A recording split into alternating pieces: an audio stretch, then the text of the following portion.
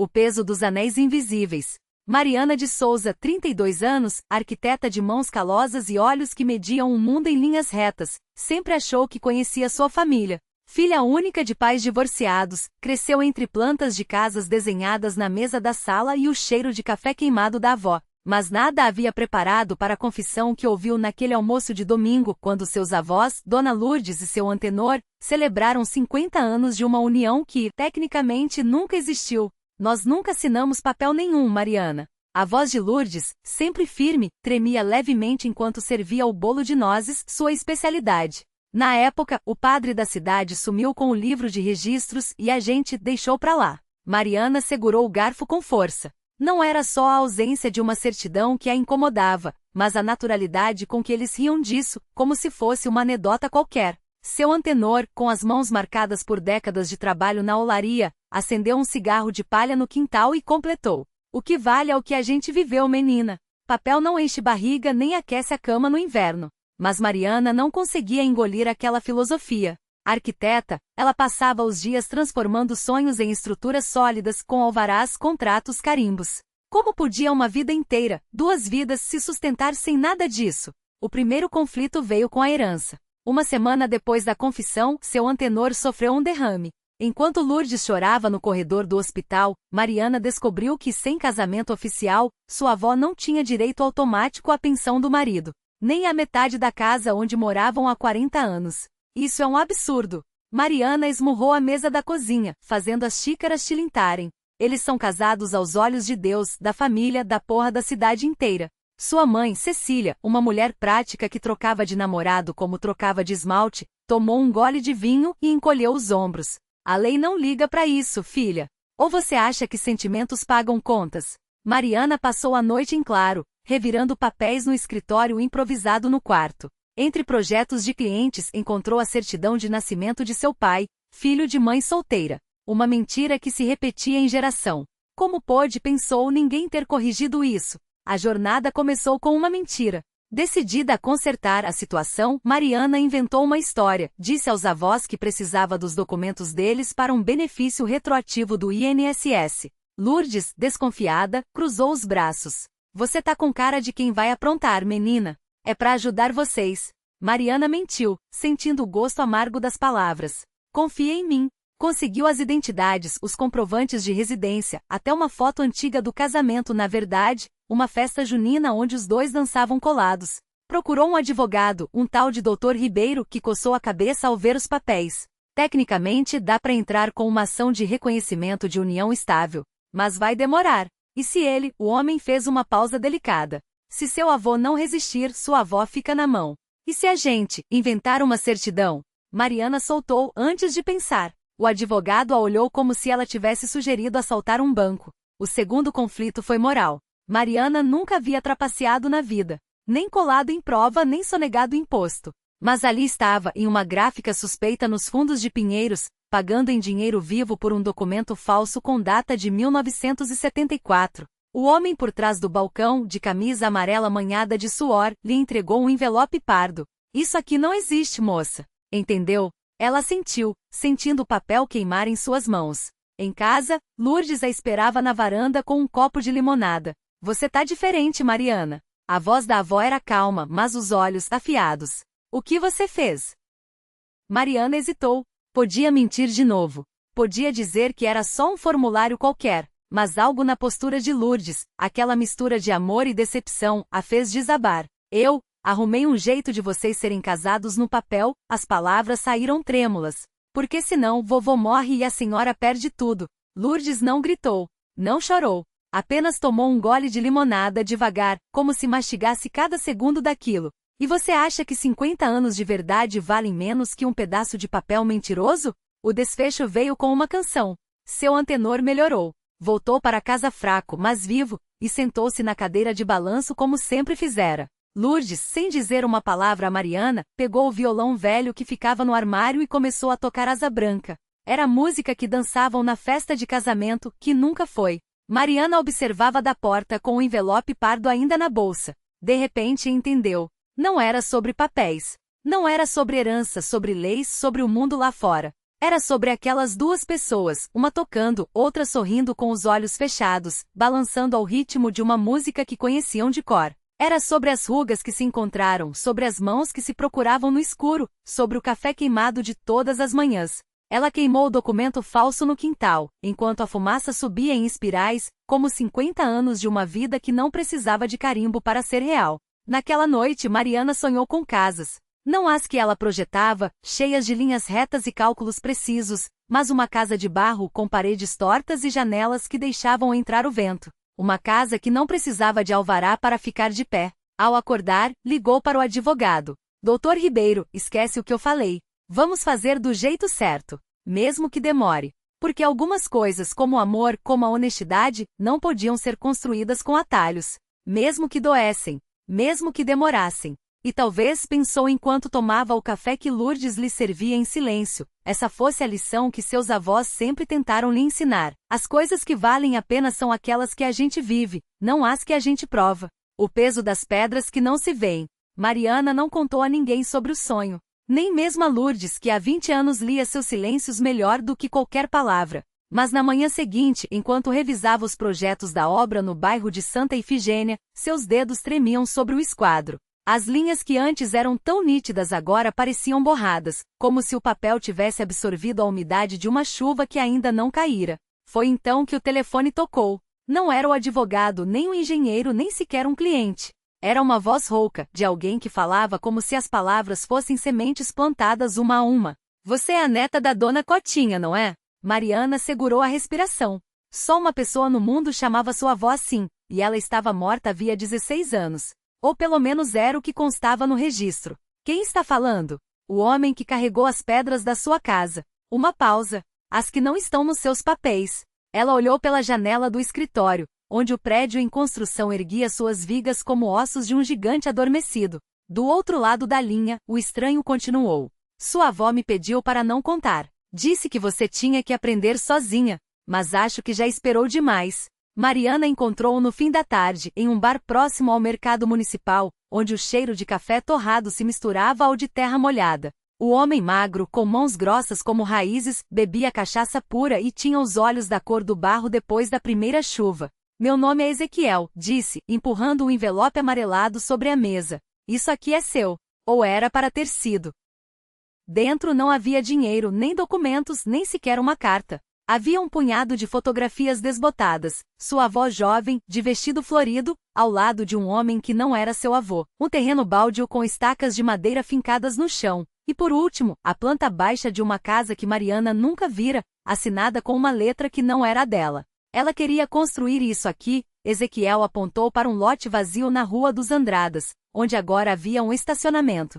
Mas o corretor da época, um tal de Brandão, falsificou uns papéis e vendeu o terreno para outro. Sua avó processou, ganhou, mas quando foi registrar, ele fez um gesto vago. Alguém sumiu com tudo. Ela desistiu, ou fingiu que desistiu. Mariana sentiu o chão oscilar. Não era só uma história de terra roubada. Era a explicação para o silêncio de sua avó nos últimos anos de vida, para as vezes em que a pegara olhando para o nada, com os dedos apertando uma colher como se fosse uma pá. Por que ela não me contou? Ezequiel tomou outro gole, devagar. Porque você era igualzinho ao seu pai. Achava que tudo podia ser resolvido com leis e carimbos. Ele riu sem alegria. Mas tem coisas que só se consertam com as mãos. Naquela noite Mariana voltou ao lote. Não havia placa, nem cerca, nem qualquer sinal de que aquilo pertencia a alguém.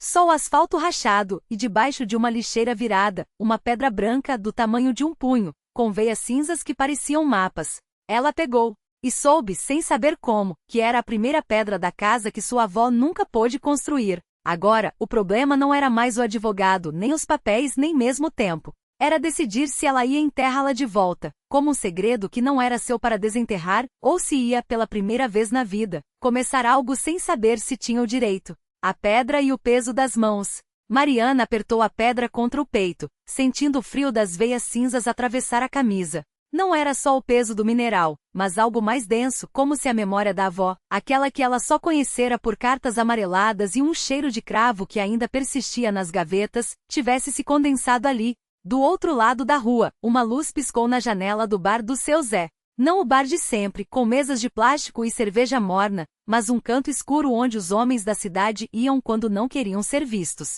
Ela sabia que se entrasse ali, encontraria o filho do antigo dono do lote, aquele que vendera a terra para o avô dela antes de sumir com os documentos. Um homem que, segundo boatos, agora trabalhava como motorista de caminhão, mas que ainda guardava uma chave, ou uma mentira, sobre aquele pedaço de chão. Mariana hesitou.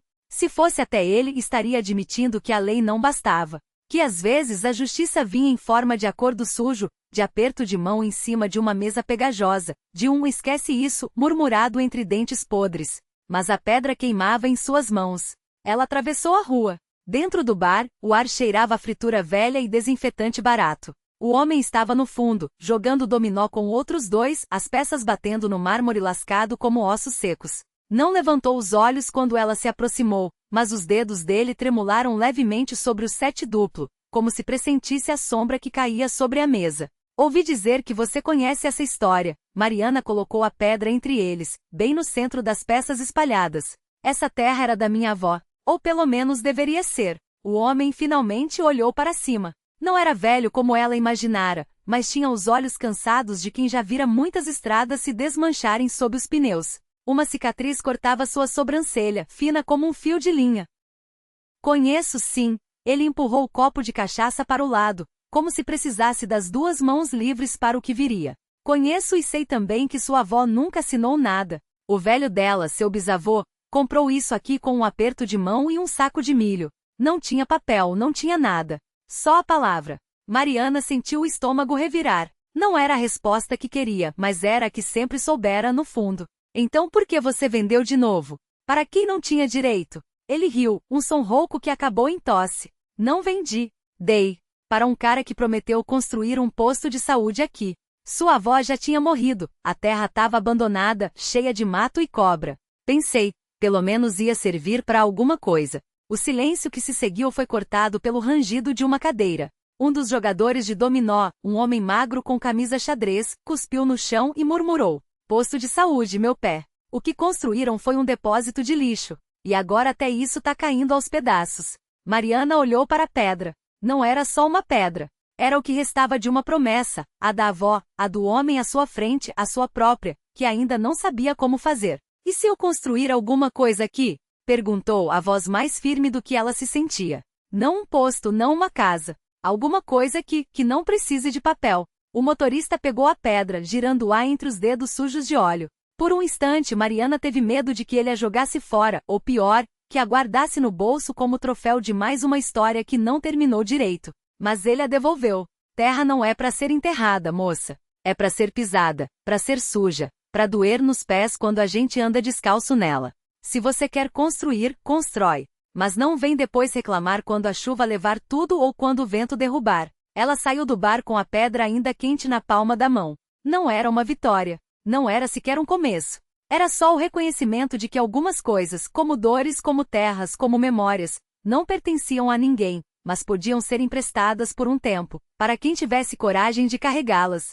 Naquela noite Mariana não enterrou a pedra. Também não a usou como primeira pedra de nada. Ela a colocou no parapeito da janela do seu apartamento alugado, onde a luz da lua podia tocá-la. E esperou, porque algumas coisas não se consertam com as mãos. Elas só começam a fazer sentido quando a gente para de tentar segurar. A pedra não dormia. Mariana sabia disso porque às vezes quando o vento batia na vidraça, ela ouvia um som quase imperceptível, como se algo dentro da pedra rangesse ou suspirasse. Não era o frio, não era a expansão do mineral. Era como se a coisa tivesse uma respiração própria, lenta e teimosa, igual à de um animal que se recusa a morrer. Ela passou a observar os vizinhos do prédio com mais atenção. Não por desconfiança, mas porque percebeu que todos tinham alguma coisa que não pertencia a eles. O homem do 302 guardava uma chave enferrujada que não abria nenhuma porta do edifício. A mulher do 501 regava uma planta que nunca florescia, mas também nunca murchava. O casal do 104 discutia todas as noites sobre um mapa rasgado que nenhum dos dois conseguia reconstruir.